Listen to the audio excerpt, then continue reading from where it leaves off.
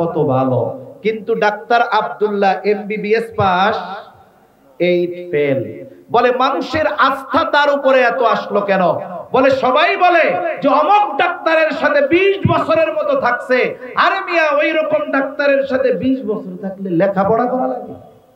ও তো ঘষায় ঘষাই ডাক্তার হয়ে যায়।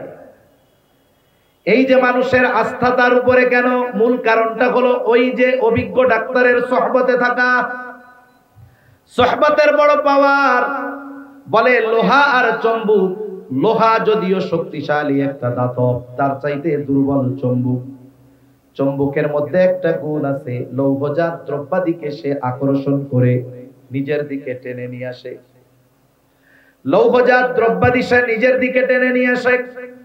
এখন যদি লোহা হুমকি দেয় চুম্বক রে, এই তোর মধ্যে ওই পাওয়ার, ওইটা আমারে দিয়া দে। বলেন তো, লোহা যতই প্রভাব খাটাক না কেন, যতই পাওয়ার দেখাক না কেন, চুম্বকের মধ্যে থাকা ওই আকর্ষণের গুণ কি লোহা নিতে পারবে নাকি? এ তো সম্পদ, টাকা পয়সা না, যে পাওয়ার দিয়ে ক্ষমতা দিয়ে কেড়ে নেওয়া গেল। এখন লোহা যদি গরম না দেখায়া ঠান্ডা মাথায় চুম্বকের সাথে লাগা যায়, বলে লোহার টুকরা যদি একটা চুম্বকের সাথে 1 মাস লেগে থাকে, 1 মাস পর ওই লোহাকে যখন টান দেওয়া হবে, লোহার মধ্যে চুম্বকের গুণ চলে আসবে। এইবার চুম্বকটা, লোহার মধ্যে চুম্বকের গুণ যাবে। লোহাটাকে যদি অন্য কোন লোহার দিকে ধরা হয়, দেখা যাবে ওই লোহা আকর্ষণ করে অন্য লোহাকে টেনে নিয়ে আসবে। এই যে আকর্ষণের গুণ, এটা কি ক্ষমতা দিয়ে, প্রভাব দিয়ে, জ্ঞান দিয়ে, মেধা দিয়ে সম্ভব?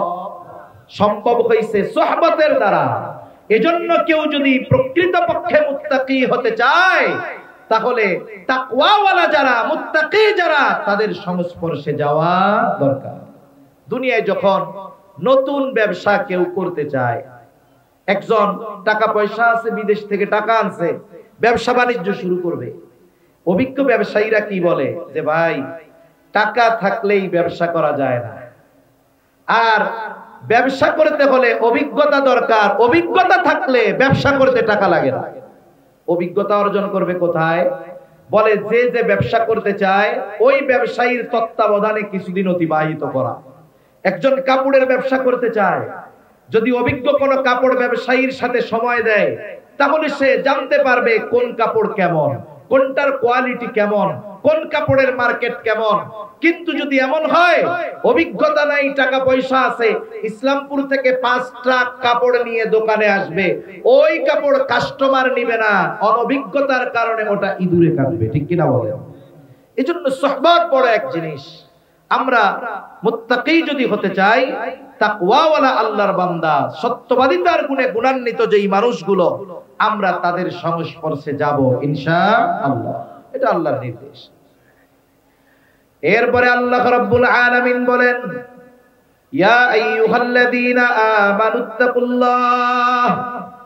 আল্লাহ তাআলা বলেন, হে ঈমানদারেরা, তোমরা মুত্তাকি হও। আমরা যদি জিজ্ঞাসা করি, আল্লাহ কেমন করে মুত্তাকি হব? আল্লাহ তাআলা বলেন, ওয়াল তানজুর নাফসুম মা কদ্দামাত লিগাদ।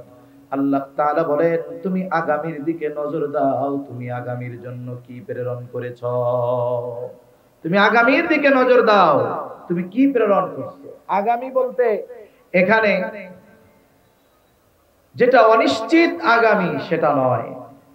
একটা হলো অনিশ্চিত ভবিষ্যৎ, আর একটা হলো সুনিশ্চিত ভবিষ্যৎ। অনিশ্চিত ভবিষ্যৎ কোনটা? বলে দুনিয়ার হায়াত হলো অনিশ্চিত ভবিষ্যৎ। দুনিয়ার হায়াত অনিশ্চিত ভবিষ্যৎ। অথচ অনিশ্চিত ভবিষ্যতে ভালো থাকার জন্য আমাদের চেষ্টা প্রচেষ্টার কোনো কমতি নাই। অনিশ্চিত ভবিষ্যতে ভালো থাকার জন্য মেহনত শ্রমের আমাদের কমতি নাই। অনিশ্চিত ভবিষ্যতের চিন্তা আমাদের বেশি। মনে করেন একটা ছেলে সরকারি চাকরি পেয়েছে, 18-20 বছর বয়স, আর্মিতে চাকরি করে। যখন তার চাকরি শুরু, ট্রেনিং শেষ করে সে আসছে, এখন তার বেতন চালু হয়ে গেছে, চাকরি শুরু। এখন কি হয় বলেন তো? তার যেই বেতন, এটা কি তাকে পরিপূর্ণ দেওয়া হয় নাকি কিছু গভর্নমেন্ট কেটে রাখে? গভর্নমেন্ট কিছু অংশ কেটে রাখে। কেটে রাখার কারণ কি? কেটে রাখার কারণ হলো তার বেতনের পরিমাণ থেকে একটা নির্দিষ্ট পার্সেন্ট কেটে রাখে। এটা কি হবে? বলে ওই যে 60 বছর বয়সে যখন সে চাকরি থেকে অবসর নিবে, এই 40 বছরে যেই পরিমাণ টাকা জমানো হয়েছে তার দ্বিগুণ পরিমাণ টাকা তাকে ফেরত দেওয়া হবে। কেন? বলে 60 বছর বয়স, বাড়িতে গিয়ে কি কাজ কামার করবে? কারণ তার জীবনের মূল সময়টা তো সে গভর্নমেন্টের সার্ভিস দিছে। 60 বছর বয়সে যখন সে বাড়িতে যাবে তখন তার আর আগের মতো কাজ করার মতো সুযোগ থাকবে না। সেজন্য সরকার কেমন যেন জানায় দেয়, তুমি যদি দায়িত্ব যথাযথভাবে পালন করো, বৃদ্ধকালে তোমার কোনো চিন্তা নাই, তোমারে একসাথে 1 বস্তা টাকা দিব, আবার প্রতি মাসে মাসে পেনশন দিব তোমাকে, মৃত্যু পর্যন্ত তুমি এই টাকাগুলো পাবা, বসে বসে খাবা।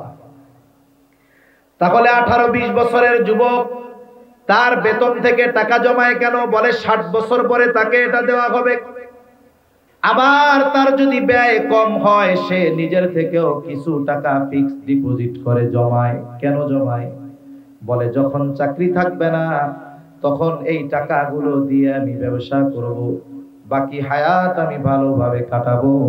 এখন বলেন তো, সরকার যেই ভবিষ্যতের জন্য টাকা কাটে আর জমায়, ওই যুবক যেই ভবিষ্যতের জন্য টাকা কাটে আর জমায়, এই ভবিষ্যৎ ওই যুবকের জন্য অনিশ্চিত না সুনিশ্চিত? নিঃসন্দেহে অনিশ্চিত। সে বাঁচবে কি বাঁচবে না এর কোনো নিশ্চয়তা নাই। আল্লাহ তাআলা এই জায়গায় অনিশ্চিত ভবিষ্যতের দিকে নজর দেওয়ার কথা বলেন নাই। আল্লাহ তাআলা বলেছেন সুনিশ্চিত ভবিষ্যতের দিকে নজর দাও। ওয়াল তানজুর নাফসুম মা কদ্দামাত লিগাদ, তুমি নজর দাও আগামীর জন্য তুমি কি প্রেরণ করেছো। বৃদ্ধকালে ভালো থাকার জন্য কি জমাইছো এটা নয়, বরং কবর হলো সুনিশ্চিত ভবিষ্যৎ। এই কবরে ভালো থাকার জন্য তুমি দুনিয়ার থেকে কবরে কি পাঠাইছো। হায়রে ফুলসেরাত, বিজলির মতো পাড়ি দেওয়ার জন্য কি পাঠিয়েছো। পরকালে জান্নাত পাওয়ার জন্য কি দুনিয়া থেকে ভবিষ্যতের জন্য পাঠিয়েছো, সেই দিকটাতে তুমি নজর দাও। এজন্য বুজুর্গানে দিন মুহাসাবার কথা বলেন, হিসাবের কথা বলেন। আর হিসাবের কথা আসলে আমাদের সামনে চিন্তা আসে টাকা পয়সার হিসাব। ব্যবসায়ী হিসাব করে টাকা পয়সার হিসাব, রাজনীতিবিদ হিসাব করে ভোটের হিসাব, এক একজনের এক এক রকমের হিসাব। কিন্তু বুজুর্গানে দিন আমলের হিসাব করতে বলেন, জীবনের নেকি আর গুনার হিসাব বুজুর্গানে দিন করতে বলে। বুজুর্গানে দিন বলেন যে প্রত্যেকটা রাতে ঘুমাইতে যাওয়ার আগে, ঘুমানোর আগে সবার উচিত তার সারা দিনের ভালো মন্দ কাজের একটা হিসাব করা। আপনাদের এই বড় বাজার কালামপুর বাজার, বাজারে অনেক বড় বড় ব্যবসায়ী আছে। অধিকাংশ প্রসিদ্ধ ব্যবসায়ী যারা দীর্ঘদিন সুনামের সাথে ব্যবসা করতেছে, এই ধরনের ব্যবসায়ীরা কিছু রুলস ফলো করে, কিছু নিয়ম নীতি মেনে চলে, যার কারণে তারা দেখা যায় সহজে লস খায় না। মার্কেট বা বাজার বন্ধ হবে 10টায়, উনি দোকান বন্ধ করে দেয় 9টায় দোকান বন্ধ। দোকানের মধ্যে বসে কি করে? বলে কয়েক ধরনের হিসাব করে। 1 নাম্বার হিসাব করে আজকে বেচা কেনা কত হলো। 2 নাম্বার হিসাব করে আজকে কত টাকার মাল জিনিস কিনলাম। 3 নাম্বার হিসাব করে আজকে বাকি কত গেল। এই 3টা হিসাব অভিজ্ঞ দোকানদারেরা করে, ব্যবসায়ীরা করে। কারণ এই 3 হিসাবের মাধ্যমে আজকের ব্যবসায় তার লাভ কত সেটা সে বের করে ফেলে। যে ব্যবসা করে সেই ব্যবসার কত বিক্রয় হলে কত লাভ, এই হিসাব কম বেশি হলেও ওই অভিজ্ঞ ব্যবসায়ীর জানা থাকে। হয়তো 19-20 হতে পারে। যে সিমেন্টের ব্যবসা করে তার হিসাব আছে যে আমার 10 লক্ষ টাকা বিক্রয় হলে কত টাকা লাভ হবে, আছে না নাই? যারা মুদি দোকানদার দীর্ঘদিন ব্যবসা করে, জিজ্ঞাসা করবেন আপনার যেই প্রোডাক্ট পণ্য এগুলো যদি 1 লাখ টাকার বিক্রয় হয় আপনার লাভ কত হবে, সে যা বলবে হয়তো 19-20 হতে পারে। এখন হিসাব করে আজকের বেচা কেনা নগদ 1 লাখ অথবা 80,000 বা 70,000, বাকি 30,000। তার হিসাব হলো 1 লক্ষ টাকা বিক্রয় হলে আমার 20,000 টাকা লাভ হবে। এখন তার নগদ আর বাকি মিলে 1 লক্ষ বিক্রয় হয়েছে ঠিক, কিন্তু 30,000 বাকি। বলেন তো আজকের দিনের লাভ তার কাছে আছে? জোরে বলেন না আছে? তার মূলধন থেকে মানুষের কাছে কত হাজার গেছে? 10,000। এই গতিতে যদি 1 মাস ব্যবসা চলে তাহলে মোটামুটি ব্যবসা শেষ হয়ে যাওয়ার উপক্রম হবে। এখন ব্যবসায়ী এই হিসাবের পরে একটা সিদ্ধান্তে উপনীত হতে পারে। কি সিদ্ধান্ত? তার কর্মচারী যারা থাকে এদেরকে সে সতর্ক করে দেয়, সাবধান, আগামীকাল থেকে যদি আমার বাবাও বাকি চায় বাকি দিবা না।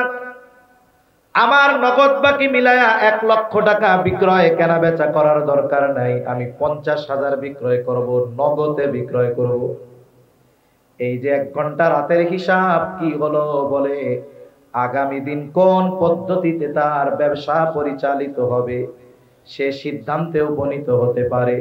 এই জন্য কোন ব্যক্তি যদি প্রতিদিন রাতে শোবার আগে তার সারা দিনের নেকি আর বদির হিসাব করে, হয়তো এই হিসাব তার আগামী দিনের পরিবর্তনের কারণ হয়ে যেতে পারে।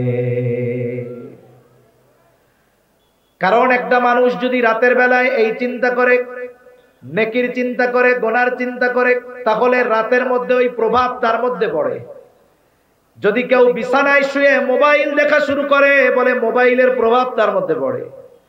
আর যদি সে রাতে নিভৃতে একাকী ঘরে শুয়ে চিন্তা করে, আহারে আমি তো এখন অন্ধকার ঘরের মধ্যে আছি, আমার মৃত্যুর পরে আর এক অন্ধকার ঘরের মধ্যে যাওয়া লাগবে যেখানে আলো নাই বাতি নাই, তবে আলো আর বাতির ব্যবস্থা হবে, বাতাসের ব্যবস্থা হবে, আরামের ব্যবস্থা হবে যদি নেকি থাকে।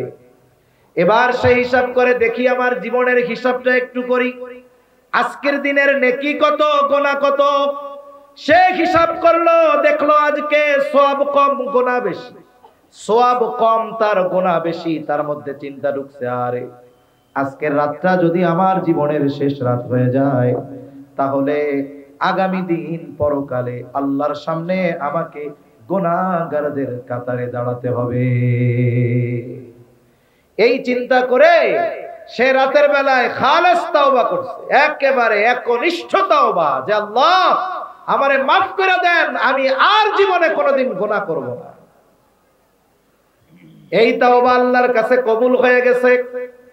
কারণ বলা যায় না, আমি শুরুর দিকে বলেছিলাম যে কোন কথায় কার জীবনের পরিবর্তন হয় বলা যায় না। হাদিসের মধ্যে এক জালেমের ঘটনা আসছে। জালেমের নাম ছিল কিফিল। নবীজি সাল্লাল্লাহু আলাইহি ওয়াসাল্লাম একবার দুইবার নয়, বারবার কিফিলের ঘটনা সাহাবায়ে কেরামের কাছে বর্ণনা করেছেন।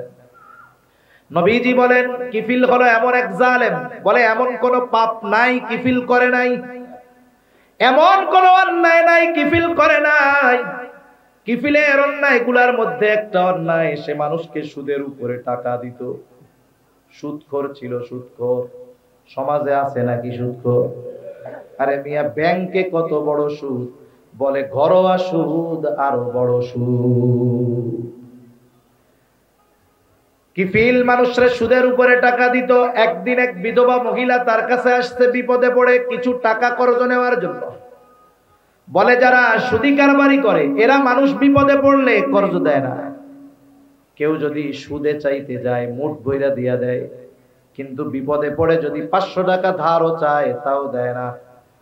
ওই মহিলা গিয়া বলে, কিফিল আমারে কিছু টাকা দাও, কর্জ দাও, ধার দাও, আমি বিপদে পড়েছি। কিফিল বলে, না আমি কাউরে টাকা ধার দেই না, টাকা যদি লাগে সুদে নাও। মহিলা বলে, কিফিল সুদ দেওয়ার মতো সামর্থ্য যদি আমার থাকতো তাইলে তোমার কাছে সাহায্যের জন্য আসতাম নাকি। মহিলা বিধবা, চেহারা সুন্দর, সকল পাপে অভ্যস্ত কিফিল এবার মহিলাকে কুপ্রস্তাব দিয়ে বলে, মহিলা তোমাকে টাকা কর্জ দিতে পারি এই শর্তে, সুদ দিতে পারবা না অসুবিধা নাই, তবে আমার সাথে অমুক দিন গোপনে ব্যভিচারে লিপ্ত হবা। জালেম কিফিল সুযোগ মতো মহিলাকে জেনার প্রস্তাব দিল।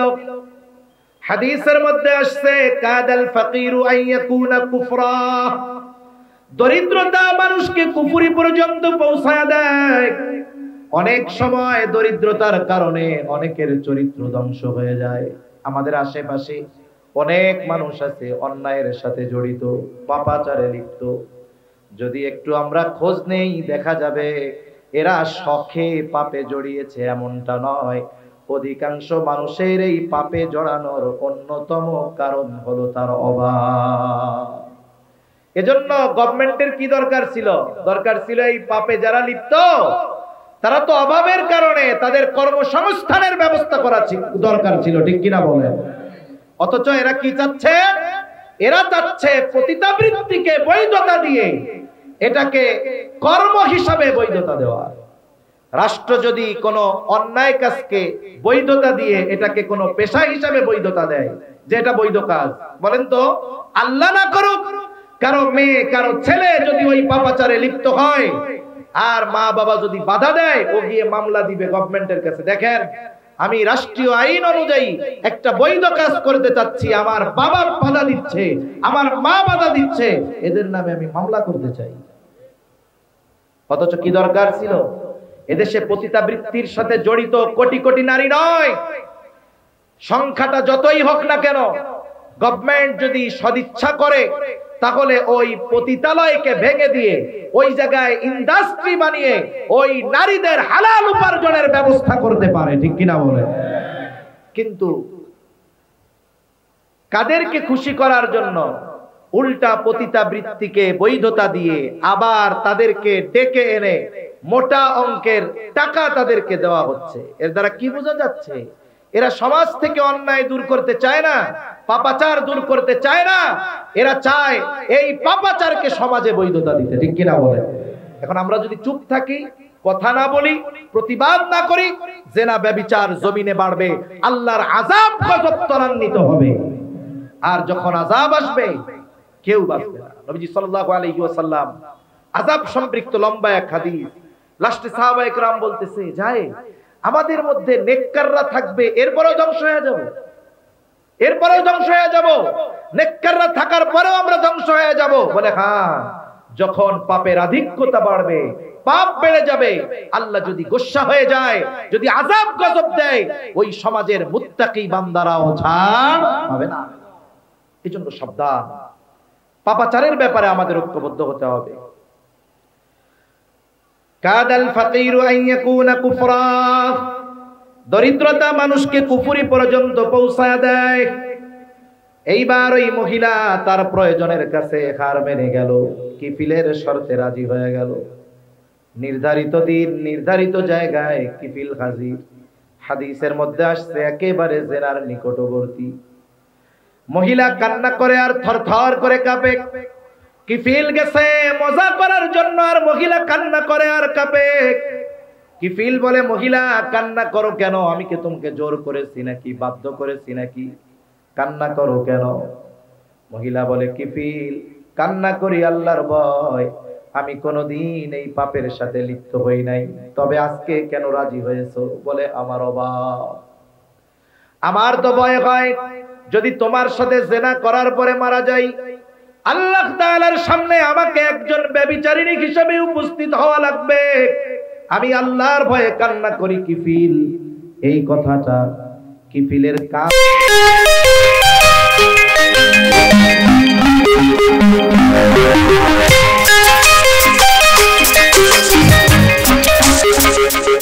থেকে উঠে গেছে।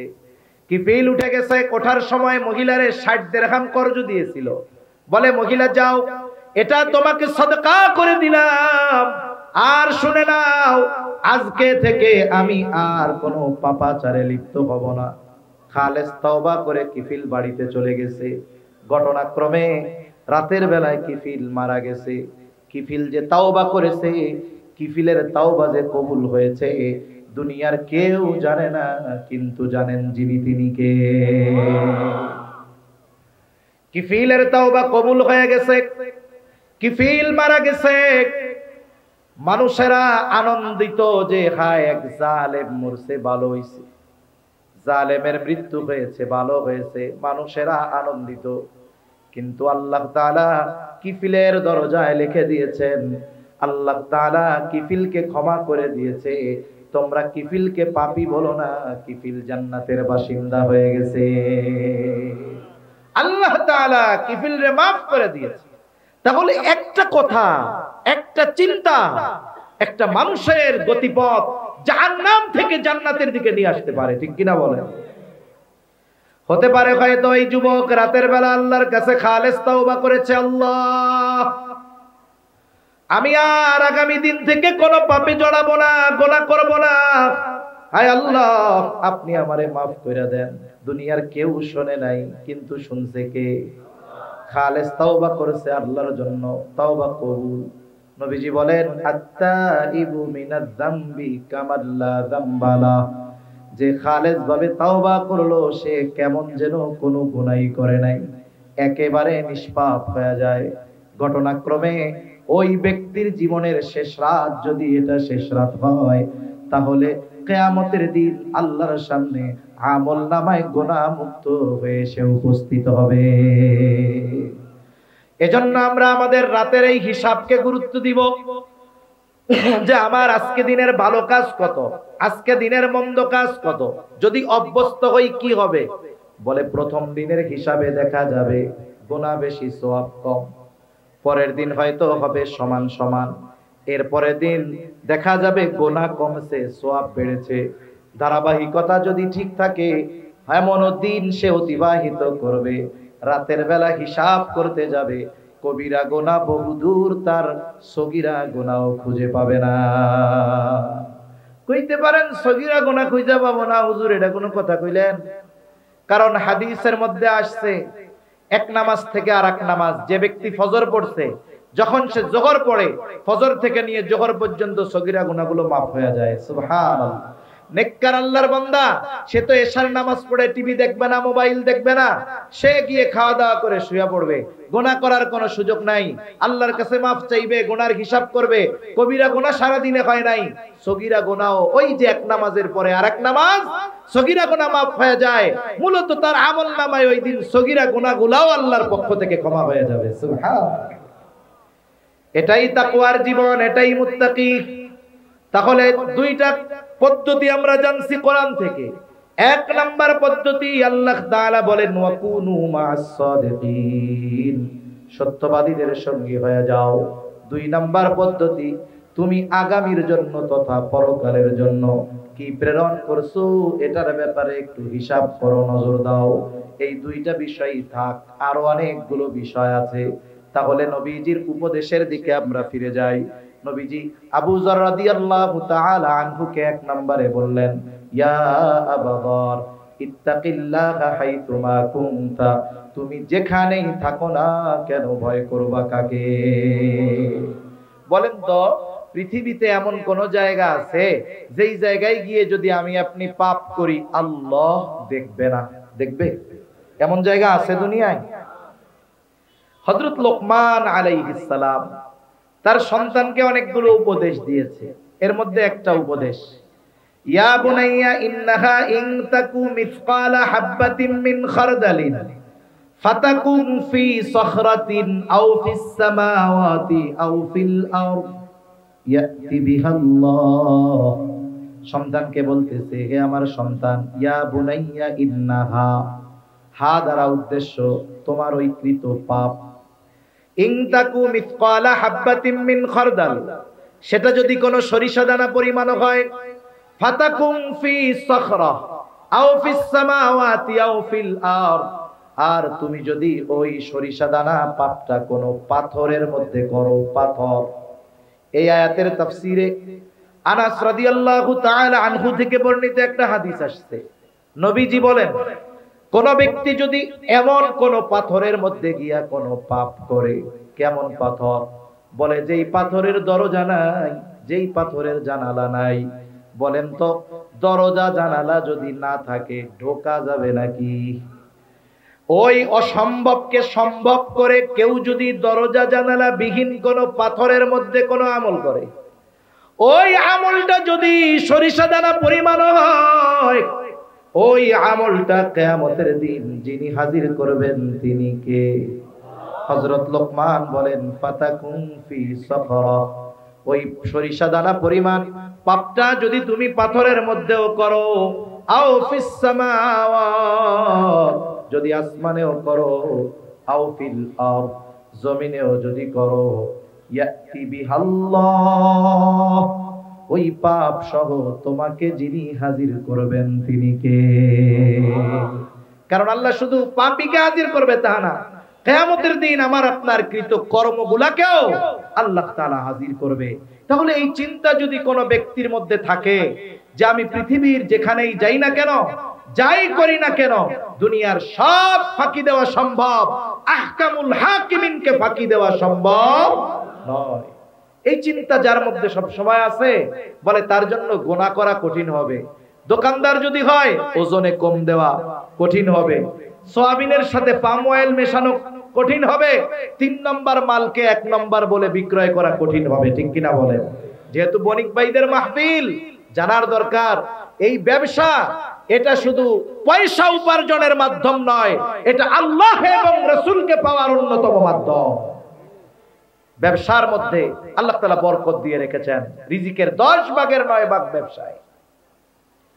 রাসূলুল্লাহ সাল্লাল্লাহু আলাইহি ওয়াসাল্লাম বলেন, আত-তাজিরুস সাদুকুল আমিন মা'আন নাবিয়্যিন সিদ্দীকিন ওয়াশ শুহাদা'i ওয়াস সালিহিন।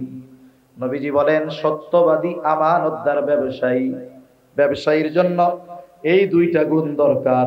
যদি ঈমানদার হয়, সত্যবাদী আমানতদার ব্যবসায়ী কাদের সাথে থাকবে? মা'আন নাবিয়্যিন, নবীদের সাথে থাকবে, সিদ্দীকিনদের সাথে থাকবে, শহীদদের সাথে থাকবে, নেককার বান্দাদের সাথে তাদের অবস্থান হবে। তাহলে যারা ব্যবসা করে শুধুমাত্র ব্যবসার মাধ্যমে সম্পদ উপার্জনের মাধ্যম মনে করে ব্যবসাকে, এরা বোকা। অথচ যেমন ভাবে জাগতিক সম্পদ উপার্জন করা যায় ব্যবসার মাধ্যমে, অনুরূপ ভাবে নবী রাসূলদের সাথী হওয়ার যোগ্যতাও অর্জন করা যায়। তবে হ্যাঁ, সত্যবাদিতা আর আমানতদারিতার সাথে ব্যবসা করতে গেলে প্রাথমিক দিকে কিছুটা মুসিবত মনে হতে পারে, তবে এটা আল্লাহর পরীক্ষা। যদি ইস্তেকামাতের সাথে থাকা যায়, যে আমার লাভ কম হোক, আমার পাশের ব্যবসায়ী ভেজাল করে বেশি লাভ করতেছে করুক, আমি নির্ভেজাল ভাবে আমানতদারিতার সাথে সত্যবাদিতার সাথে ব্যবসা করে লাভ করব কম, হ্যাঁ তার লাভ হবে কম, কিন্তু বরকত যিনি দিবেন তিনি কে? সে একদিন ধরা খাবে, 10 লাখ জরিমানা শেষ, আছে না নাই? উপার্জন করে কিন্তু ঘরে সিরিয়াল ধরে অসুস্থ থাকে, কিছুদিন বউ, কিছুদিন সন্তান, কিছুদিন নিজে, কিছুদিন মা, ধারাবাহিকভাবে অসুস্থতা চলতেছে। আরেকজন সত্যবাদিতা আমানতদারিতার সাথে ব্যবসা করতেছে, লাভ কম হচ্ছে, কিন্তু সময়ের সাথে সাথে আল্লাহ তাআলা প্রবৃদ্ধি দিচ্ছে এবং এর মধ্যে বরকত দিচ্ছে, ঠিক কিনা বলেন? এজন্য ব্যবসায়ী ভাইরা, সত্যবাদিতা ও আমানতদারিতা এটাকেই বানাতে হবে ব্যবসার মূলধন। তাহলে ওই ব্যবসায়ী আর ব্যবসার মধ্যে রহমত আর বরকত দিয়ে ভরপুর করবেন কে? আল্লাহ। তাহলে 3টা পয়েন্ট আমরা আলোচনা করলাম মুত্তাকি হওয়ার জন্য। যেখানেই থাকি না কেন চিন্তা থাকবে আমার মালিক আমাকে দেখতেছে। বলে এই চিন্তা যখন কারোর মধ্যে ঢুকে যায়, গুনার কাজ করা কঠিন হয়ে যায়। নবীজি সাল্লাল্লাহু আলাইহি ওয়াসাল্লামের দ্বিতীয় উপদেশ, ওয়া আতবি'is সাইয়্যাতাল হাসানাতা তামহুহা। ও আবু যর, তোমার দ্বারা যখন কোনো মন্দ কাজ হয়ে যাবে, তুমি ভালো কাজ করবা, নেকের কাজ করবা, কেননা ভালো কাজ মন্দ কাজটাকে মিটায় দেয়। আল্লাহ তাআলাও বলেন, ইন্নাল হাসানাতি ইউযহিবুনাস সাইয়্যাত। ভালো কাজ মন্দ কাজকে মিটায় দেয়, তবে মন্দ কাজটা যেমন মুছার জন্য ভালো কাজটা ওই পরিমাণের হতে হবে। এখন একজন করেছে কবিরা গুনাহ, আর একজন বান্দার হক নষ্ট করে ফেলছে। এখন ও যদি 1000 দানার তসবিহ একটা নিয়ে কয় আস্তাগফিরুল্লাহ আস্তাগফিরুল্লাহ, আল্লাহ আমারে মাফ করে দেন, বলেন তো বান্দার হক আদায় না করা পর্যন্ত তার তওবা আল্লাহ কবুল করবে নাকি? তাহলে বান্দার হক যে নষ্ট করেছে, আগে বান্দার হক আদায় করতে হবে, তাহলেই না তার তওবা কবুল হবে, নাইলে তার তওবা কবুল হবে না। তার গুনাহ মাফ হবে না। এই জন্য গুনাহ যেমন, এই গুনাহ মোছার জন্য আমল তেমন। কবিরা গুনাহ যদি হয় খালেস তওবা করতে হবে, বান্দার হক সম্পৃক্ত যদি হয় বান্দার হক গুলো আদায় করতে হবে, ছোট ছোট অন্যায় যদি হয় ওটাও মাফ চেয়ে নিতে হবে। কারণ দুনিয়াতে কেউ যদি কারোর সাথে অসৎ আচরণ করে, একজন মুরব্বী, তার সাথে আমার ভালো আচরণ করতে হবে, এটা তার হক। এখন আমি তার সাথে মন্দ আচরণ করলাম, তার কাছে আমি ক্ষমাও চাই নাই, তার কাছে মাফও চাই নাই, সে মাফও করে নাই, কি হবে তাইলে? নবীজি বলেন, তোমরা ওই দিন আসার আগে সতর্ক হয়ে যাও, যেই দিন আল্লাহ তাআলা বাদী বিবাদীর মধ্যে ফয়সালা করে দিবে। যদি দুনিয়াতে কেউ কাউকে কথার দ্বারাও একটা কষ্ট দিয়ে থাকো, মাফ চেয়ে নাও, কারণ ওই বিষয়টার ফয়সালাও কিয়ামতের দিন যিনি করবেন তিনি কে? এজন্য যত ছোট মন্দ কাজ হোক আমরা মাফ চেয়ে নিব, যার সাথে হবে তার সাথে। এজন্য রাসূলুল্লাহ সাল্লাল্লাহু আলাইহি ওয়াসাল্লাম আয়েশা সিদ্দিকা রাদিয়াল্লাহু তাআলা আনহাকে বলেন, আয়েশা, তুমি কোন নেকের কাজকে ছোট মনে করবা না, কোন গুনার কাজকেও ছোট মনে করবা না, কারণ হতে পারে ওই ছোট পাপের কারণে আল্লাহ শাস্তি দিতে পারে, আবার ওই ছোট ভালো কাজের কারণে আল্লাহ মাফ করে দিতে পারে। প্রসিদ্ধ ঘটনা আমরা সবাই কম বেশি জানি। একজন দুশ্চরিত্রা নারী, সে একটা পিপাসিত কুকুরকে পানি পান করাইছে, ভালো কাজ, আল্লাহর কাছে পছন্দ হয়েছে। নবীজি বলেন এই কারণে আল্লাহ তাআলা তাকে মাফ করে দিবে। আরেকজন মহিলা, সে একটা বিড়ালকে বেঁধে রাখছে, খাবারও দেয় না, ছেড়েও দেয় না, বিড়ালটা মারা গেছে। নবীজি সাল্লাল্লাহু আলাইহি ওয়াসাল্লাম বলেন, কিয়ামতের দিন এই কারণে আল্লাহ তাআলা তাকে শাস্তি দিবে। এজন্য আমার আপনার দ্বারা যদি কবিরা গুনাহ হয়, তাহলে কবিরা গুনাহ মোছার ওষুধ হলো তাওবা। একজনের সাথে খারাপ আচরণ হয়েছে, তার কাছ থেকে ক্ষমা চাওয়া, এই ধরনের পাপ যেমন তার পাপ থেকে মুক্তি বা নাজাত বা তাওবার পদ্ধতি তেমন। এজন্য আমার আপনার দ্বারা যদি কখনো পাপ হয়ে যায়, অন্যায় হয়ে যায়, তাওবার ক্ষেত্রে, কারো সাথে যদি খারাপ আচরণ হয়ে যায়, ক্ষমা চাওয়ার ক্ষেত্রে আমরা কখনো বিলম্ব করব না। হয়তো আজ রাতে আমার দ্বারা গুনাহ হয়েছে, আজ রাতে আমার দ্বারা কথার দ্বারা কেউ কষ্ট পেয়েছে, আগামী দিন ক্ষমা পাওয়ার সুযোগ পাবো কি পাবো না এর কোনো নিশ্চয়তা নাই। তাহলে নবীজি সাল্লাল্লাহু আলাইহি ওয়াসাল্লাম দ্বিতীয় উপদেশ দিলেন, ও আবু যর, তোমার দ্বারা যদি কখনো অন্যায় কাজ হয়ে যায়, তুমি ভালো কাজ করবা, নেকের কাজ করবা, কেন? তামহুহা, ওই ভালো কাজ মন্দ কাজটাকে মিটায়া দেয়। 3 নাম্বার, নবীজি সাল্লাল্লাহু আলাইহি ওয়াসাল্লাম বলেন, ওয়া খালিকিন নাস বিখুলুকিন হাসানিন, ও আবু যর, মানুষের সাথে সদাচরণ করবা, মানুষের সাথে সদাচরণ করবা, ভালো ব্যবহার করবা।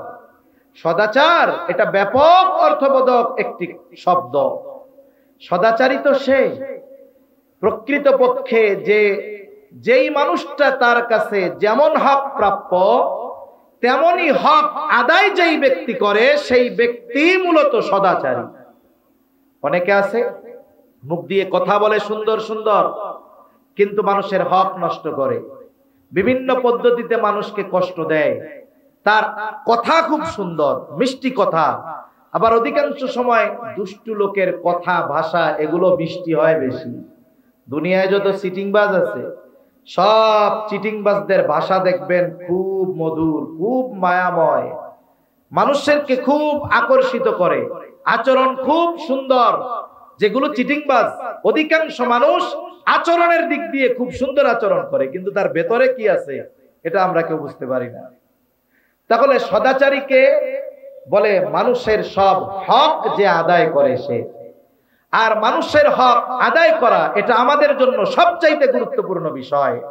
কারণ কোন ব্যক্তি যদি মানুষের হক নষ্ট করে, সেটা আচরণগত দিক দিয়ে হোক, সেটা অর্থনৈতিক দিক দিয়ে হোক, কেউ যদি মানুষের হক নষ্ট করে, কিয়ামতের দিন ওই ব্যক্তি সবচাইতে নিঃস্ব হবে। দুনিয়াতে কেউ যদি কোনো মানুষের হক নষ্ট করে, কিয়ামতে সব ব্যক্তি। রাসূলুল্লাহ সাল্লাল্লাহু আলাইহি ওয়াসাল্লাম সাহাবা একরামকে জিজ্ঞাসা করেন, তোমরা কি জানো কিয়ামতের দিন সবচাইতে নিঃস্ব হবে কে, মুফলিস কে হবে? সাহাবায়ে কেরাম জবাব দিলেন, ইয়া রাসূলুল্লাহ, আল্লাহ এবং তার রাসূল ভালো জানে। নবীজি সাল্লাল্লাহু আলাইহি ওয়াসাল্লাম বলেন, কিয়ামতের দিন সবচাইতে নিঃস্ব হবে ওই ব্যক্তি যার দুনিয়াতে নেক আমলের কোনো অভাব নাই, তাহাজ্জুদের অভাব নাই, তার দান সাদকার কোনো অভাব নাই, হজ উমরার অভাব নাই। এত পরিমাণ আমল সে দুনিয়ায় করবে, কিয়ামতের দিন পাহাড় সম পরিমাণ নেক নিয়ে সে উঠবে। সে মনে করবে আজকে আমার জান্নাতে যাওয়া কে ঠেকায়? কিন্তু আফসোস, ওই ব্যক্তি দুনিয়ায় মানুষের হক নষ্ট করত, কারো সম্পদ কেড়ে নেওয়ার মাধ্যমে, কারো উপরে জুলুম করার মাধ্যমে, কাউকে কথার মাধ্যমে, কাউকে হাতের মাধ্যমে। ক্ষমতাধর ছিল, প্রভাবশালী ছিল, নেক আমল করেছে, কিন্তু বান্দার হক নষ্ট করেছে। ওই লোকটা জান্নাতে যাওয়ার অনুমতি পাবার পূর্বে আল্লাহ তাআলার কাছে দুনিয়ায় যাদের উপরে সে জুলুম করেছে ওই মানুষগুলো আল্লাহর আদালতে ওই ব্যক্তির ব্যাপারে অভিযোগ দায়ের করবে, আল্লাহর কাছে বিচার প্রার্থনা করবে। আল্লাহ জিজ্ঞাসা করবে, ওরা যে অভিযোগ দিল সত্য? মিথ্যা বলার কোনো উপায় নাই। সে বলবে হ্যাঁ সত্য। আল্লাহ বলবে তাইলে হক আদায় করে দাও। দুনিয়ার লেনদেন, টাকা পয়সা, ডলার, এগুলো দিয়ে হয়। কিয়ামতের দিনের লেনদেন হবে নেকি আর গুনাহ দিয়া। বলে যার কাছে নেকি সে ধনী, যার নেকি নাই সে গরিব। এইবার ওই ব্যক্তি বলবে, আল্লাহ এ তো দুনিয়া না, দুনিয়া হলে সম্পদ যা নিয়েছি বহুগুণ প্রয়োজনে তাকে দিয়ে দিতাম। এবার বাদী বলবে, আল্লাহ আমার তো এখন সম্পদ দরকার নাই, আমার হক সে তার নেকির দ্বারা আদায় করে দি। হয়তো দুনিয়ায় নিছিল ৫,০০০ টাকা, ও এবার বলবে, আল্লাহ দুনিয়ার ওই ৫,০০০ টাকা যদি শোধ করতে হয় তাহলে ওই ৫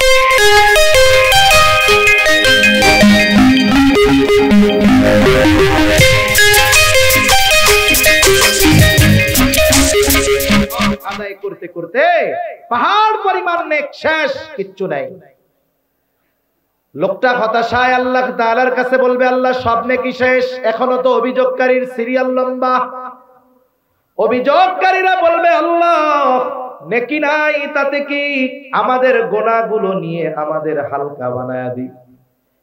এতক্ষণ নেকি দিয়া হক আদায় করা লাগছে, এখন গুনাহ নিয়ে হক আদায় করতে হবে। পাহাড় পরিমাণ গুনাহর মালিক সে হয়ে যাবে। নবীজি বলেন, কিয়ামতের দিন সবচাইতে নিঃস্ব হবে ওই ব্যক্তি যার দুনিয়ায় নেক আমলের অভাব ছিল না, কিন্তু দুনিয়ায় সে মানুষের হক নষ্ট করত।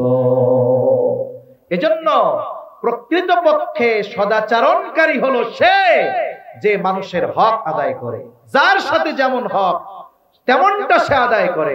এই ব্যক্তি হলো সর্বোচ্চ সদাচরণকারী। মানুষের সাথে ভালো ব্যবহার, এটা উত্তম আখলাকের অন্যতম একটা অংশ। এই উত্তম আখলাক, উত্তম চরিত্র, এটা অনেক বড় এক আমল। রাসূলুল্লাহ সাল্লাল্লাহু আলাইহি ওয়াসাল্লামকে জিজ্ঞাসা করা হলো, মিজানে সবচাইতে ওজন হবে কোন আমল?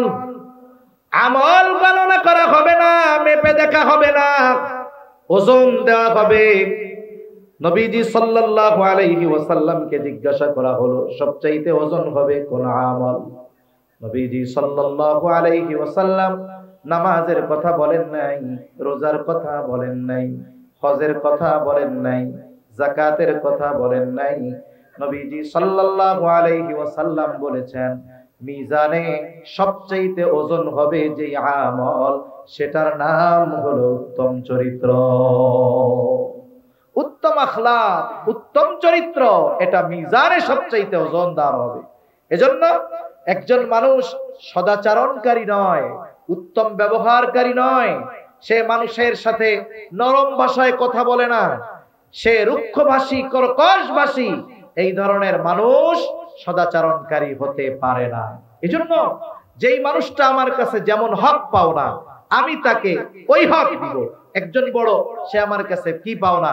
বলে সে আমার কাছে পাওনা হলো সম্মান।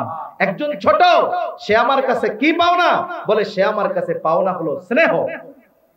রাসূলুল্লাহ সাল্লাল্লাহু আলাইহি ওয়াসাল্লাম বলেন, মাল্লাম ইয়ারহাম সাগীরানা ওয়া লাম ইউক্কির কাবীরানা ফালাইসা মিন্না। নবীজি সাল্লাল্লাহু আলাইহি ওয়াসাল্লাম বলেন, মাল্লাম ইয়ারহাম সাগীরানা, যে ছোটর উপরে রহম করে না, ছোটকে স্নেহ করে না, ওয়া লাম ইউক্কির কাবীরানা, বড়কে সম্মান করে না, ফালাইসা মিন্না, নবীজি বলেন সে আমার অন্তর্ভুক্ত বা সে আমার দলভুক্ত নয়। এজন্য বড় যে পরিচিত হোক অপরিচিত হোক, সে আমার কাছে সম্মান প্রাপ্য, আমি তাকে সম্মান করব। কিন্তু আফসোস, জামানা এমন, বড়কে সম্মান ছোটকে স্নেহ, এটা আমাদের সমাজ থেকে উঠে গেছে বললে চলে, ঠিক কিনা বলেন? বড়কে সম্মান এটা আমাদের সমাজ থেকে উঠে গেছে। আমরাও ছোটদের স্নেহ করতে পারি না, করি না, আমাদের আচরণ খারাপ, করি না। আমাদের এক উস্তাদ বলতেন, নবীজি এখানে আগে বলছেন মাল্লাম ইয়ারহাম সাগীরানা, যে ছোটকে রহম করে না, ওয়ালাম ইউক্কির কাবীরানা, বড়কে স্নেহ করে না। উনি উনার ভাষায় বলতেন, বাস্তবতা হলো এই রকম, যেই বড় ছোটকে স্নেহ করে না, ওই বড়কেও ছোটরা সম্মান করে না। এজন্য আমাদের ছোটদের স্নেহ করা দরকার, ছোটদেরকে মহব্বত করা দরকার, তাহলে ওরাও বড়দেরকে সম্মান করবে, মহব্বত করবে। মা বাবার হক আছে, মা বাবার সাথে সদাচরণকারী কি? মা বাবার যেই হক ইসলাম নির্ধারণ করেছে, এই হক আদায় করা। মা বাবার সাথে সদাচরণ মানে ইসলাম মা বাবার যেই হকগুলো সাব্যস্ত করেছে, এই হকগুলো আদায় করা। ওই হক আদায় করে না, কিন্তু সে অনেক ইবাদত করে, সে বাস্তবিক অর্থে সদাচরণকারী হতে পারে।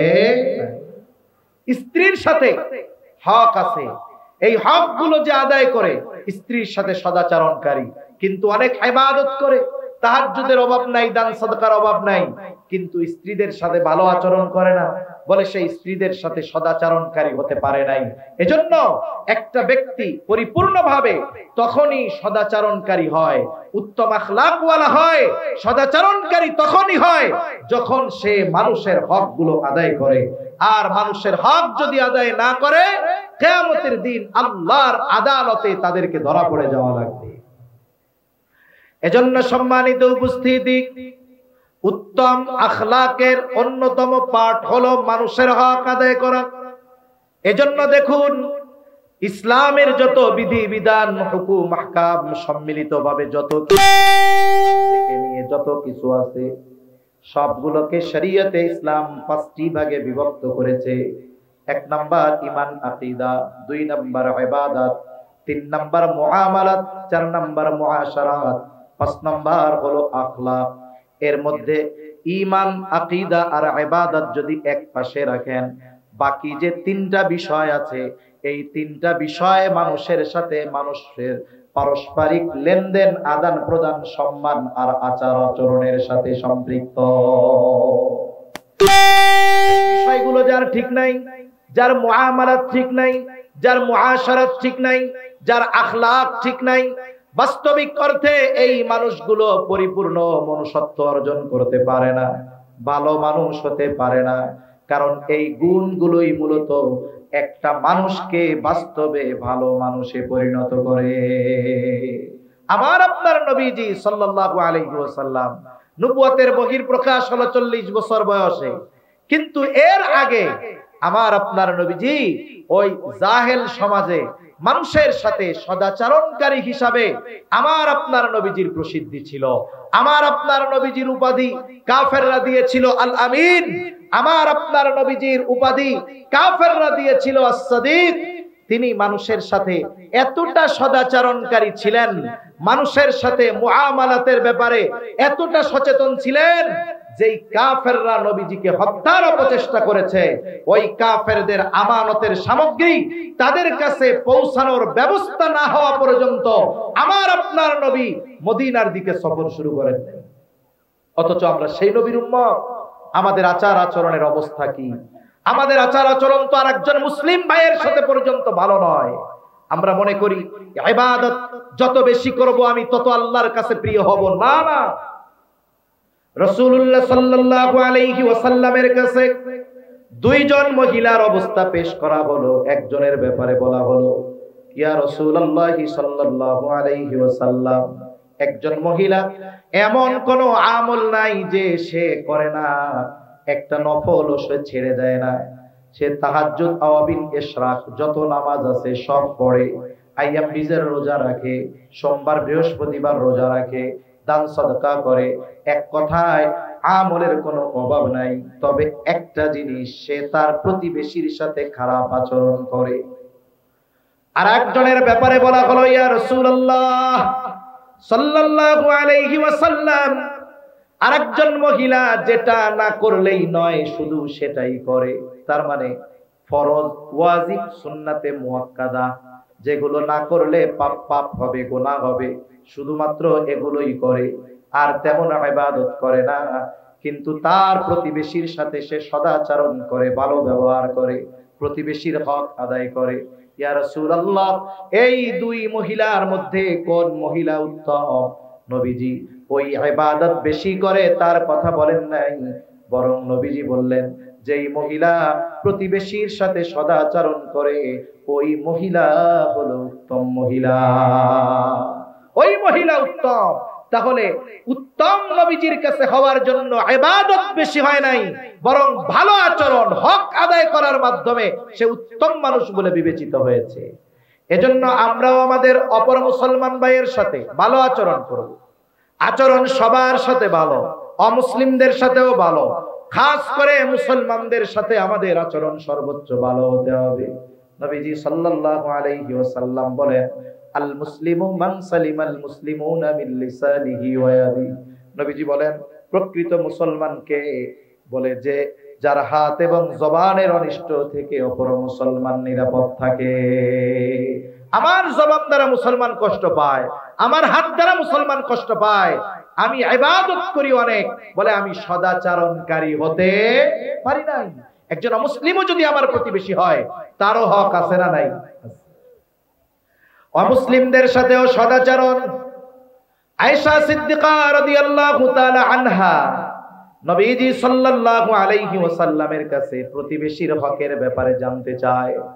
বলে, ইয়া রাসূলুল্লাহ, আমার দুইজন প্রতিবেশী, একজন মুসলিম আর একজন ইহুদি। প্রতিবেশী হিসাবে কে আমার কাছে বেশি হক পাও না? একজন, দুইজনই আমার প্রতিবেশী, একজন ইহুদি আর একজন মুসলিম, কে বেশি হক পাও না? নবীজি সাল্লাল্লাহু আলাইহি ওয়াসাল্লাম এই ক্ষেত্রে যিনি মুসলমান তিনি হকদার বেশি, এমন জবাব নবীজি দেন নাই।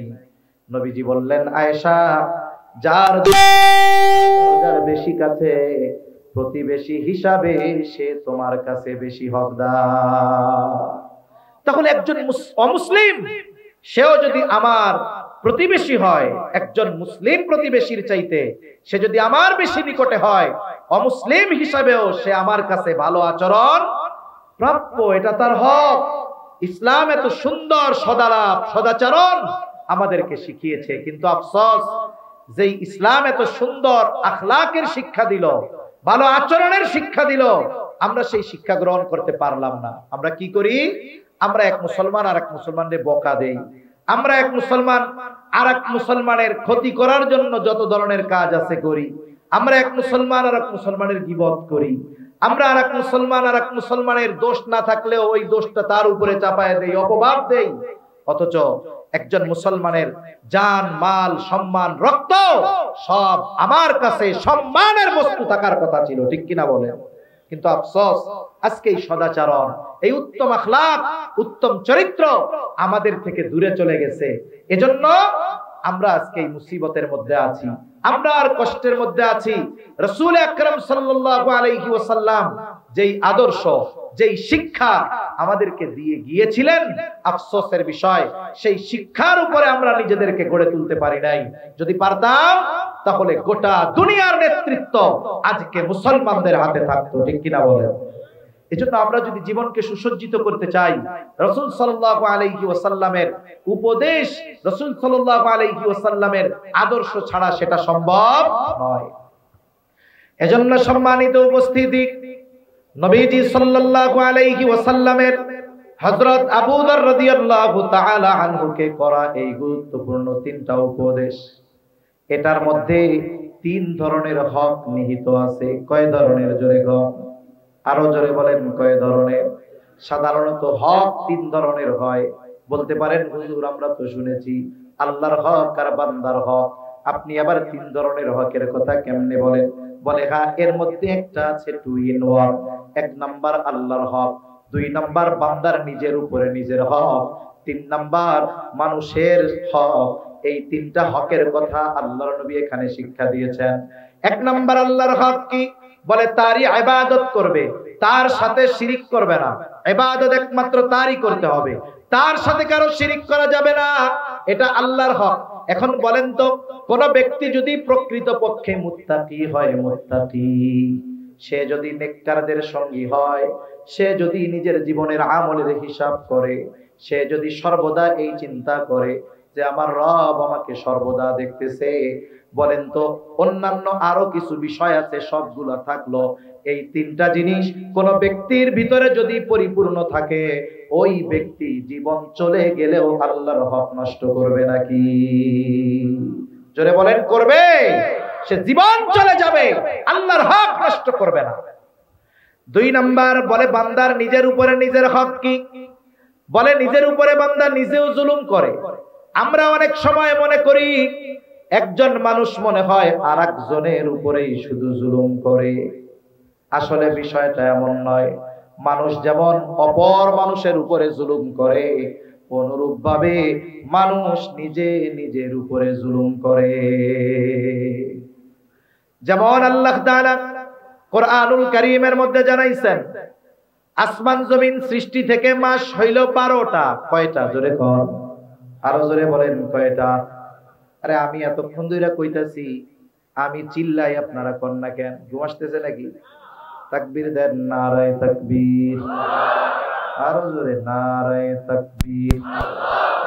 মাস কয়টা? এর মধ্যে 4টা মাস কি? আরবাআতুন হুরুম, 4টি মাস সম্মানিত মাস।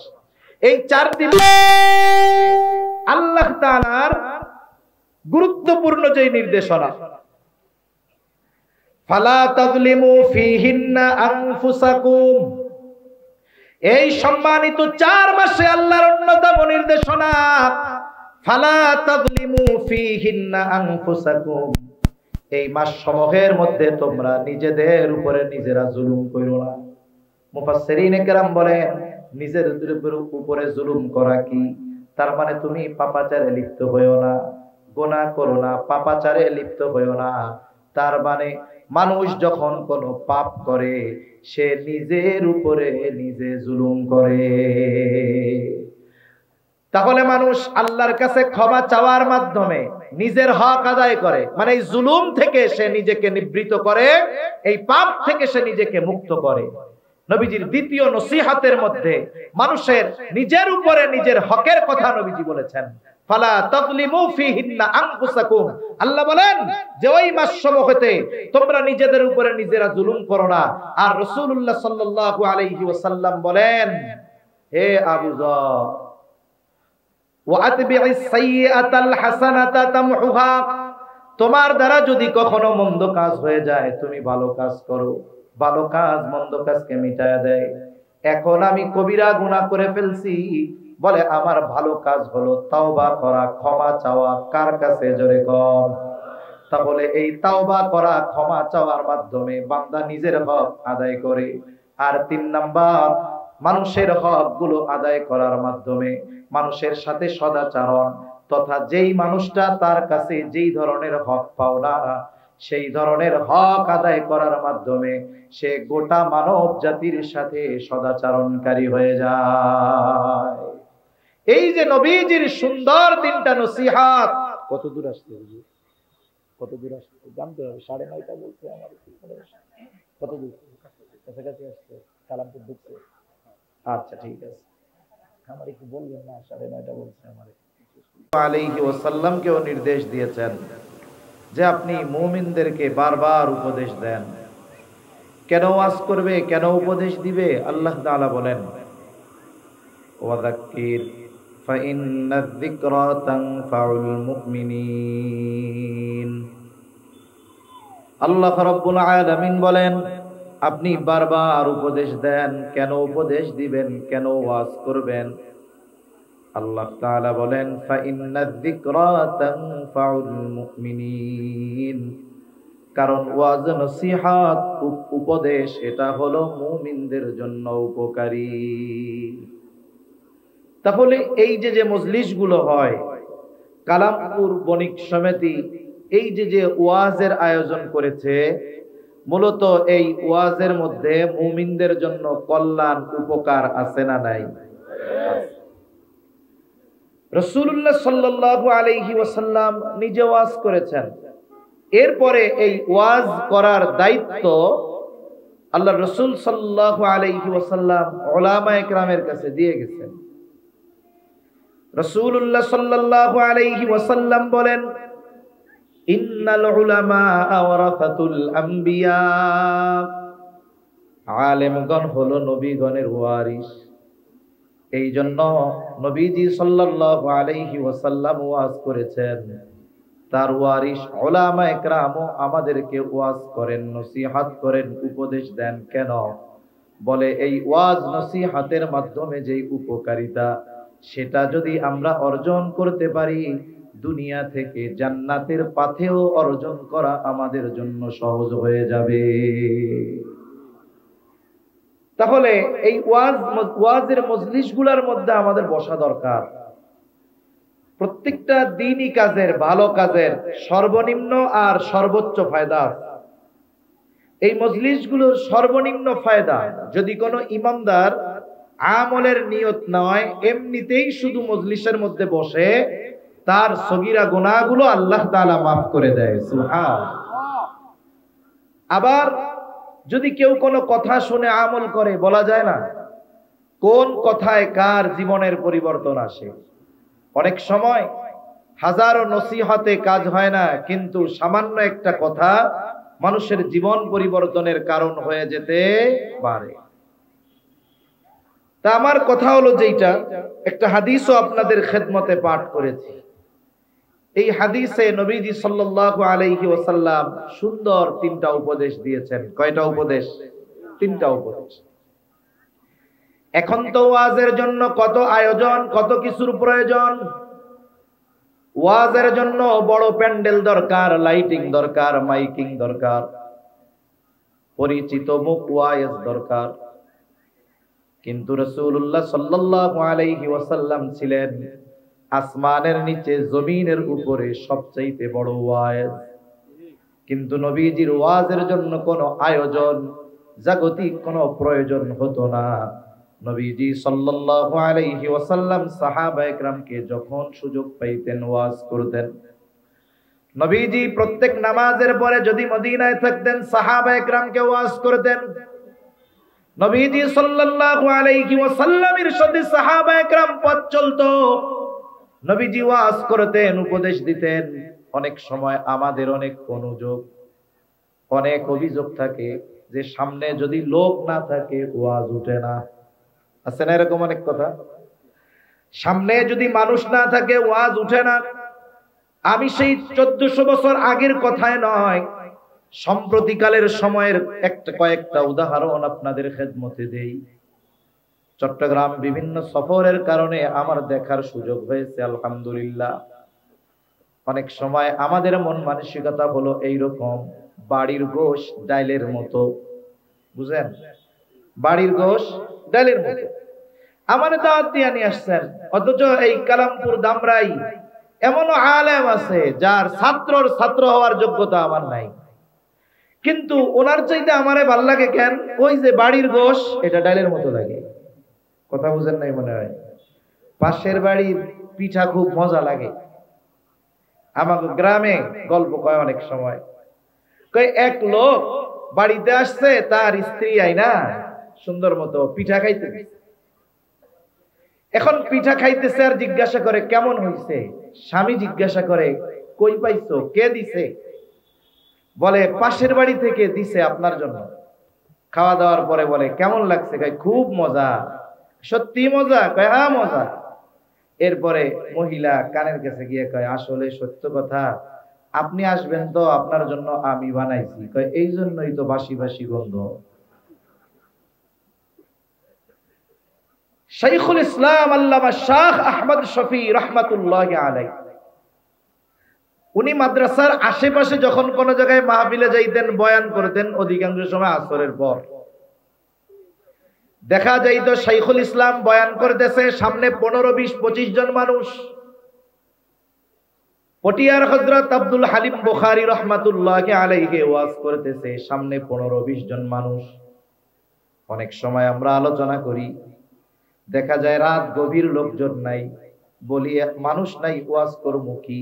বলেন তো, 1000 মানুষ যদি হয় প্যান্ডেল ভরে যায়, আরো 3 প্যান্ডেলের পরিমাণ মানুষ যদি বাহিরে থাকে, একজনেরও যদি ওই কথার দ্বারা পরিবর্তন না হয়, আর যদি 15 জনের মধ্যে একজন যদি কথা শুনে আমল করে, ওই লাখো মানুষের চাইতে 15 জন শ্রোতার মূল্য অনেক বেশি। এই জন্য ওনাদের দেখছি যে বয়ান করতেছেন একেবারে গুরুত্ব সহকারে, এমন ভাবে বয়ান করে যে 15 জন না, মনে হচ্ছে সামনে 1500 মানুষ। শাইখুল ইসলাম রহমাতুল্লাহি আলাইহি ওই রকম 15 জনের সামনে যেমন ভাব ভঙ্গি বা যে অবস্থায় গুরুত্ব দিয়ে বয়ান করতেন, বলে 15 লাখ মানুষ যদি সামনে আসে, ওই রকম চিন্তাধারা অবস্থা নিয়ে গুরুত্ব দিয়ে তিনি বয়ান করতেন। রাসূলুল্লাহ সাল্লাল্লাহু আলাইহি ওয়াসাল্লাম ওয়াজ করতেন, সাথে 2-3 জন নবীজি ওয়াজ করতেন। আবার এমনও হতো নবীজির সাথে সফরে একজন, নবীজি তাকে ওয়াজ করতেন। তবে ওই ওয়াজ আর ওই শ্রোতার মর্যাদা এত বেশি, ওয়াজের গুরুত্ব, ওই ওয়াজ শ্রোতা এত গুরুত্ব দিয়ে শুনেছে, বলে 1500 বছর আগে নবীজি ওয়াজ করেছেন একজনের কাছে, অথচ পৃথিবীর হাজার হাজার কোটি মানুষের কাছে সেই ওয়াজ আল্লাহ পৌঁছায়া দিছে। আমি যে হাদিসখানা আপনাদের খেদমতে পাঠ করেছি, বর্ণনার ভঙ্গিতে মনে হয় নবীজি সাল্লাল্লাহু আলাইহি ওয়াসাল্লাম যখন এই কথাগুলো বলছেন, নবীজি সাল্লাল্লাহু আলাইহি ওয়াসাল্লামের সাথে একজন ছিলেন সাহাবী, তার নাম হলো আবু যর রাদিয়াল্লাহু তাআলা আনহু।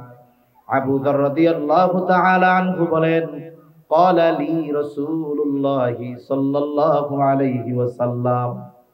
আবু যর রাদিয়াল্লাহু তাআলা আনহু বলেন, রাসূলুল্লাহ সাল্লাল্লাহু আলাইহি ওয়াসাল্লাম আমাকে বলেছেন, ইয়া আবু যর, হে আবু যর, ইত্তাকিল্লাহা হাইথুমা কুনতা, হে আবু যর, তুমি যেখানেই থাকো না কেন আল্লাহ তাআলাকে ভয় করবা। যেখানেই থাকো না কেন ভয় করবা কাকে? ইত্তাকুল্লাহ, আল্লাহকে ভয় করো। তাকওয়া হলো এমন এক ওয়াজ, নবীজির এমন কোন খুতবা নাই যেই খুতবায় নবীজি তাকওয়ার কথা বলেন নাই। নবীজির জীবনের প্রত্যেকটা খুতবার শুরুতে নবীজি সাল্লাল্লাহু আলাইহি ওয়াসাল্লাম তাকওয়ার নির্দেশ দিয়েছেন। সাথে সাথে তাকওয়া এত পাওয়ারফুল, আল্লাহ রাব্বুল আলামিন তাকওয়ার কথা কোরআনে বারবার বলেছে। যেমন আল্লাহ তাআলা বলেন, ইয়া আইয়ুহাল্লাযীনা আমানুত্তাকুল্লাহ, আল্লাহ তাআলা বলেন, হে ঈমানদারেরা, তোমরা আল্লাহ তাআলাকে ভয় করো, হাক্কা তুকাতিহি, ভয় করার মতো ভয় করো। ওয়ালা তামুতুন্না ইল্লা ওয়া আনতুম মুসলিমুন, আর তোমরা মুসলমান না হয়ে মৃত্যুবরণ করো না। বুজুর্গানে দ্বীনের কিছু কথা একটু আপনাদের নকল করে শোনাই। আল্লাহ তাআলা তাকওয়া অর্জন করতে বলেছেন প্রথমে ঈমানদারদের, ইয়া আইয়ুহাল্লাযীনা আমানুত্তাকুল্লাহ, হে ঈমানদারেরা, তোমরা আল্লাহ তাআলাকে ভয় করো, মুত্তাকি হও। এরপরে আল্লাহ বলেন ভয় করার মতো ভয় করো। এরপরে আল্লাহ বলেন, ওয়ালা তামুতুন্না ইল্লা ওয়া আনতুম মুসলিমুন, মুসলমান না হয়ে মৃত্যুবরণ করিও না। তাহলে আল্লাহ তাআলা আমাদেরকে মুসলমান না হয়ে মৃত্যুবরণ করতে মানা করেছেন। এর আগের কথার দ্বারা বোঝা যায়, যেই মুমিন তাকওয়া অর্জন করে না, মুত্তাকি হয় না, সে প্রকৃত মুসলমান হতে পারে না। ঈমানদার হইল ঠিক, ঈমান আনছে, কারণ তাকওয়ার সর্বনিম্ন স্তর হলো ঈমান আনা। যখন কোন ব্যক্তি ঈমান আনে, তখন সে তাকওয়ার সর্বনিম্ন স্তরে অবস্থান করে। এরপরে সে আল্লাহ তাআলার নির্দেশিত যেই তাকওয়া ঈমান আনার পরে এটা অর্জন যদি করতে হয় আল্লাহ তাআলার সকল বিধি নিষেধ মেনে চলতে হয়। আলহামদুলিল্লাহ, যেই বাচ্চাটা হারায় গেছিল তাকে পাওয়া গেছে, স্টেজে আছে, তার অভিভাবকরা এসে বাচ্চাটাকে নিয়ে যান। তাহলে মূল কথা হলো মুসলমান যদি হতে হয় মুত্তাকি হওয়া ছাড়া প্রকৃত মুসলমান হওয়া সম্ভব নয়। কোরআনুল কারীমের অন্যতম একটি বিষয় হলো এমন, আল্লাহ রাব্বুল আলামিন কোরআনে যেই বিষয়ের আদেশ করেন সাথে সাথে আল্লাহ তাআলা সেই বিষয়ে বাস্তবায়ন করার পদ্ধতিও জানায়া দেয়। এমনটা নয় আদেশ করার সাথে সাথেই শেষ, কিন্তু আর কিছু বলেন না। বলে আল্লাহ তাআলা বান্দার উপরে অতিমাত্রায় দয়াশীল, এই জন্য শুধু বান্দাকে আদেশ করেন এমন নয়, বরং ওই আদেশ বাস্তবায়ন করতে যত নির্দেশনা প্রয়োজন সব নির্দেশনা যিনি দিয়ে দেন তিনি কে? এই নির্দেশনা দুই ভাবে হয়। কয় ভাবে? দুই ভাবে। একটা হলো আল্লাহ তাআলা ইঙ্গিত দিয়ে দেন, সূত্র দিয়ে দেন, আর একটা হলো আল্লাহ তাআলা সরাসরি পথ নির্দেশনা দিয়ে দেন। আল্লাহ রাব্বুল আলামিন ইঙ্গিত দিয়ে দেয়, তবে স্পষ্টভাবে জানান না, তবে এটা জানায়া দেন এই আদেশ কোথায় গেলে বাস্তবায়ন করতে পারবা। এটা আল্লাহ তাআলা ইশারায় ইঙ্গিতে সূত্র দিয়ে জানায়া দেয়। যেমন কোরআনুল কারীমের মধ্যে আল্লাহ তাআলা বারবার নামাজের আদেশ দিয়েছেন, ৮২ স্থানে নামাজের কথা আছে। ঈমানের পরে সবচাইতে গুরুত্বপূর্ণ বিষয়ের নাম হলো নামাজ। আল্লাহ তাআলা কোরআনে নামাজের আদেশ দিয়েছে, কিন্তু যদি সারা দুনিয়ার মুফাসসিরদেরকে বলা হয় রাসূলের সুন্নাহ ধরা যাবে না, হাদিস ধরা যাবে না, সিরাত ধরা যাবে না, এক শুধুমাত্র কোরআনুল কারীম থেকে ফজরের যে 2 রাকাত নামাজ আমরা পড়ি সুন্নাত অথবা ফরজ, এই 2 রাকাত নামাজ যেই পদ্ধতিতে পড়ি নবীজির হাদিস সুন্নাহ সূরাত সিরাত বাদ দিয়ে শুধু কোরআন থেকে ওই 2 রাকাত নামাজের পদ্ধতি বের করে দাও। সারা দুনিয়ার আলেমদেরকে সুযোগ দেওয়া হবে শুধু কোরআনের নস থেকে। বলেন তো কিয়ামত পর্যন্ত যদি হায়াত দেওয়া হয়, সুযোগ দেওয়া হয়, রাসূলকে বাদ দিয়ে শুধু কোরআন থেকে নামাজের 2 রাকাত নামাজের পদ্ধতি বের করা সম্ভব নয়। তাহলে নামাজের আদেশ দিয়েছেন আল্লাহ, আর আমাদেরকে নামাজ শিখিয়েছেন মুহাম্মাদুর রাসূলুল্লাহ। আল্লাহ তাআলা সরাসরি কোরআনে নামাজ পড়ার পদ্ধতি আমাদের শেখান নাই, নবীজি সাল্লাল্লাহু আলাইহি ওয়াসাল্লাম আমাদের পদ্ধতি শিখায়া দিয়েছেন। এই জন্য নবীজি বলেন সল্লু কামা রাআইতুমুনি উসাল্লি। নামাজের আদেশ তো আল্লাহ দিছে, কিভাবে পড়বো? বলে আমারে যেভাবে নামাজ পড়তে দেখো সেইভাবে নামাজ পড়ো। সুবহানাল্লাহ। আরেকটা উদাহরণ দেই, নামাজের যেই ফরজগুলো আছে এর মধ্যে একটি ফরজ হলো রুকু করা। কি করা? জোরে বলেন। রুকু করা। রুকু শব্দের শাব্দিক অর্থ হলো ঝুঁকা। কোরআনুল কারীমে আল্লাহ তাআলার নির্দেশ আছে ওয়ারকাউ মা'আর রাকিঈন, রুকুকারীদের সাথে রুকু করো। এখন রুকু অর্থ ঝোঁকা। আমি যদি এই শাব্দিক অর্থকে গ্রহণ করে রুকু করি, নামাজে দাঁড়াইলাম, একজন সাধারণ মুসল্লি আমার পাশে, আলেম না, এখন রুকুতে গেলাম, রুকুতে গেছি কতটুকু, ঝুঁকেছি কতটুকু? বলে শুধু মাথাটারে একটু ঝুঁকায়া দিছি, পিঠটাকে অল্প একটু বাঁকায়া দিছি, কিন্তু পরিপূর্ণ পুরা এলের মতো ডালের মতো বাঁকা হই নাই। বলেন তো আমি যতটুকু ঝুঁকলাম, যেই রুকুর নির্দেশ আল্লাহ দিয়েছে কতটুকু ঝুঁকলে রুকুর ফরজ আদায় হবে নাকি? হবে না। এখন আল্লাহ রুকু করতে বলেছেন, ঝুঁকতে বলেছেন, কতটুকু ঝুঁকতে হবে, কোন পদ্ধতিতে ঝুঁকতে হবে সেটা শিখিয়েছেন মুহাম্মাদুর রাসূলুল্লাহ সাল্লাল্লাহু আলাইহি ওয়াসাল্লাম।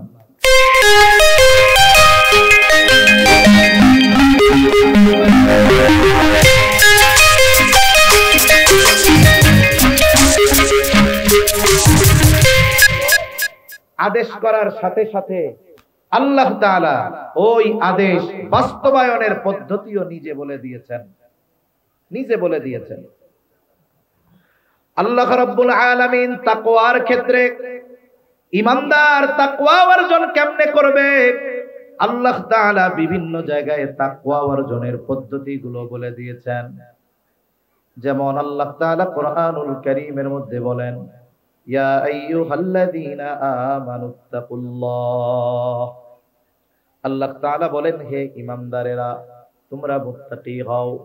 আমরা যদি জিজ্ঞাসা করি আল্লাহ আমরা কেমনে তাকওয়া অর্জন করব, কেমনে মুত্তাকি হব, আল্লাহ তাআলা বলেন ওয়াকুনু মা'আস সাদিকিন, তোমরা সত্যবাদীদের সঙ্গী হয়ে যাও। মনিটরের আওয়াজ আরো ছাড়েন, রিভার্ব দেন, আওয়াজ আরো শক্ত করেন, আওয়াজ ছাড়েন, দূর থেকে যেন একটু টানে। কষ্ট হইতেছে কিন্তু জোরে বলা লাগতেছে, আওয়াজটা ছাড়েন, আরো ছাড়েন, মনিটরের আওয়াজ আরো ছাড়েন। আল্লাহ তাআলা বলেন ওয়াকুনু মা'আস সাদিকিন, তোমরা সত্যবাদীদের সঙ্গী হয়ে যাও। আল্লাহ তাআলা সত্যবাদিতার গুণের কথা উল্লেখ করেছেন, কিন্তু আল্লাহ বলেন নাই আবিদিনদের সঙ্গী হও, যারা অনেক বেশি ইবাদত করে তাদের সঙ্গী হয়ে যাও। আল্লাহ তাআলা বলেন নাই যারা দান সাদকা বেশি করে তাদের সঙ্গী হয়ে যাও। আল্লাহ তাআলা বলেন নাই যারা জিকির বেশি করে তাদের সঙ্গী হয়ে যাও। বুজুর্গানে দিন বলেন সাদিক সত্যবাদিতা এমন এক গুণ, বলে এই অর্জন করতে হয় বাকি সব ভালো গুণ আগে তার প্রয়োজন হয়। সব ভালো গুণ এই গুণে গুণান্বিত মানুষদের মধ্যে পাওয়া যায়। একটা উদাহরণ দিলে বুঝতে সহজ হবে। এখনো প্রত্যন্ত অঞ্চলে অনেক জায়গায় এমন আছে যে শিক্ষার আলো বা শিক্ষার হার ওই রকম পৌঁছায় নাই। একটা সময় তো এমন ছিল, যদি এক গ্রামে কেউ 5টা লেটার পেয়ে ম্যাট্রিক পাস করত, 5টা লেটার মানে 5 সাবজেক্টে 80-র উপর পেয়ে ম্যাট্রিক পাস করছে, 5 গ্রাম পাড়ি দিয়ে ওই মানুষগুলাকে দেখার জন্য আসতো যে অমুক গ্রামে একজন 5টা লেটার পাইয়া ম্যাট্রিক পাস করছে। এখন যদি ওই সমস্ত গ্রাম বা এলাকায় উচ্চ শিক্ষায় কোনো শিক্ষিত ব্যক্তি হতো, গোটা থানা থেকে মানুষজন তাকে দেখতে আসতো। এজন্য আগের মানুষ, এখনো অনেকে আছে এরকম, ম্যাট্রিক আইয়া পাস করলে মনে করে এর চাইতে উচ্চ শিক্ষিত দুনিয়ায় আর কেউ নাই। প্রত্যন্ত অঞ্চলে থাকে। তা ওই রকম প্রত্যন্ত অঞ্চলের একটা ছেলে শহরে আসছে। ব্রিটিশ আমলেও জাগতিক লাইনে উচ্চ শিক্ষা ছিল। একটা ছেলে শহরে আসছে, উচ্চ শিক্ষায় শিক্ষিত হয়েছে, ঢাকা ইউনিভার্সিটিতে ভর্তি হয়েছে, অনার্স মাস্টার্স শেষ করছে, বিসিএস ক্যাডার হয়েছে, বড় সরকারি চাকরি করে। মোটামুটি বাংলাদেশের যেই পড়াশোনা মোটামুটি তার শেষ। এখন সে এক বিষয়ে ডক্টরেট করতেছে। লোকটা যখন গ্রামে গেছে, আশেপাশের 10 গ্রামের মানুষ দেখতে আসছে, এত বড় শিক্ষিত মানুষ দেখার জন্য গেছে। মানুষগুলার মধ্যে ওই মানুষটাও গেছে মুরব্বী, যে জানে যে ম্যাট্রিক আইয়া পাস করলে অনেক বড় শিক্ষিত। সব মানুষেরা তার সাথে দেখা করে কুশলাদি বিনিময় করে চলে গেছে। ওই মুরব্বী দাঁড়ায় আছে। কোন মুরব্বী? বলে যেই মুরব্বী ম্যাট্রিক আইয়া পাসকে অনেক বড় যোগ্যতা মনে করে। সবাই চলে যাবার পর ওই মুরব্বী একা একা দাঁড়ানো। লোকটা জিজ্ঞাসা করে, চাচা কিছু বলবেন নাকি? বলে হ্যাঁ বাবা, একটা বিষয় জানার ছিল। কি জানতে চান? বলে শুনলাম তুমি নাকি অনেক শিক্ষিত, তা তুমি কি কি পাস করছো একটু কও। বলেন তো। যেই লোকটা ঢাকা ইউনিভার্সিটি থেকে মাস্টার্স করছে, যেই লোকটা পিএইচডি করতেছে, সে কি পরিচয় দিবে নাকি এরকম আমি 1 পাস কইরা 2 তে উঠছি, 2 পাস কইরা 3, 3 পাস কইরা 4, এগুলা বলবে? সে তার হায়ার লেভেলের শিক্ষার কথা বলবে। বলবে চাচা আমি ঢাকা ইউনিভার্সিটি থেকে অনার্স করেছি, মাস্টার্স করেছি, সাথে সাথে বিসিএস দিয়ে বিসিএস ক্যাডার, এখন আমি ওই জায়গায় আছি, সাথে সাথে অমক বিষয়ের উপরে আমি পিএইচডি করতেছি। এত পড়ালেখার কথা বললো, চাচা চিন্তা করে ম্যাট্রিক আইয়ার কথা তো কইলো না। এইবার চাচা তাচ্ছিল্যের সাথে বলতেছে, এত পড়ালেখা করছো, ম্যাট্রিক আইয়া কি পাস করছো? কথা বুঝেন নাই মনে হয়। এত পড়ালেখা করছো, তা ম্যাট্রিক আইয়া কি পাস করছো? কারণ কি, চাচা মনে করে ম্যাট্রিক আইয়া হলো সবচাইতে উচ্চ শিক্ষায় শিক্ষিত মানুষ এই ডিগ্রি অর্জন করে। কিন্তু কোন ব্যক্তি যদি বলে যে আমি মাস্টার্স করেছি, তার মানে অনার্স না করলে সে মাস্টার্স করতে পারে না। অনেক সময় অনেক জায়গায় অনেকে জিজ্ঞাসা করে, মুফতি সাহেব, গ্রামের সাধারণ মানুষ তো বুঝে না, মাওলানা সাহেবরে খুব ভালো মতো চিনে, ওনার মসজিদের ইমাম সাহেব মাওলানা। এখন আরেক লোকের সাথে দেখা হইছে, পরিচয় দিছে, উনিও আলেম, তা আপনি কি? কয় আমি মুফতি আব্দুল্লাহ। কয় আপনি যে মুফতি বুঝলাম, মাওলানা কি পাস করছিলেন?